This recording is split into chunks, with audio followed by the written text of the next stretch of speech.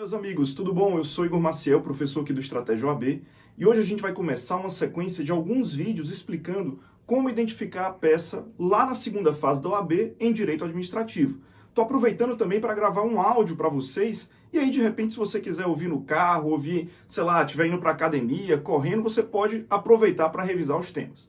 Basicamente, pessoal, quando você pegar a sua prova de Direito Administrativo lá na segunda fase da OAB, o fato, e aí o mantra, é o seguinte: não existem palavras inúteis no enunciado. A verdade é essa, pessoal. Não existem palavras inúteis no enunciado. O enunciado tem absolutamente tudo o que você precisa saber para conseguir identificar a peça lá na segunda fase. Ou seja, se você tiver um pouco de tranquilidade, calma, paciência e domínio do seu vade-mecum, certamente você conseguirá identificar a peça lá na segunda fase da OAB. Não tenho nem dúvida disso. Então vamos lá. Você sentou lá na prova, pegou o enunciado, pegou a prova e começou a ler. Primeira pergunta que você tem que se fazer é a seguinte: o caso narrado, os fatos que o enunciado trouxe, são um caso que ocorreu dentro ou fora do judiciário? Explico. Já existe ou não uma ação ajuizada? Porque, veja, se a partir da leitura do enunciado você concluir que já existe uma ação ajuizada, que já existe uma peça protocolada, fulano entrou com ação e conseguiu liminar, cicrano entrou com ação e o juiz negou a liminar, ou fulano entrou com ação e o juiz sentenciou, ou o tribunal decidiu assim, ou a petição foi protocolada e você precisa contestar. Ou seja, se já existia uma ação ajuizada, naturalmente a peça não será uma ação nova, uma petição inicial. Não vai ser um mandado de segurança, não vai ser habeas data, não vai ser mandado de junção. Você consegue excluir boa parte das petições iniciais.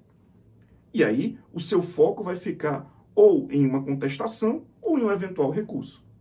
Agora, se da leitura do enunciado você concluir que não existe uma ação ajuizada, tudo o que aconteceu ali no processo, ou tudo o que aconteceu ali no caso, né, no enunciado, foi algo fora dos autos, fora de uma demanda judicial, a licitação ocorreu isso, o PAD ocorreu aquilo, ou no PAD ocorreu aquilo, no contrato administrativo tem isso, e nada está sendo dito quanto a uma eventual demanda judicial, então o seu foco vai ficar basicamente em duas demandas, ou uma petição inicial, ou, em raríssima hipótese, uma peça administrativa, de cunho administrativo.